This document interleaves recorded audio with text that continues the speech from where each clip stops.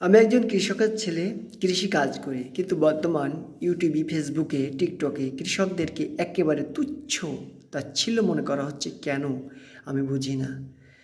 নাটকে দেখি মাথায় গামছা, গায়ে গেঞ্জি, পরনে লুঙ্গি থাকলে ছোট লোক খ্যাত, ফকিরের বাচ্চা ফকির। পোশাক দিয়েই বিচার করে তারা। কেন? আমি বুঝি না।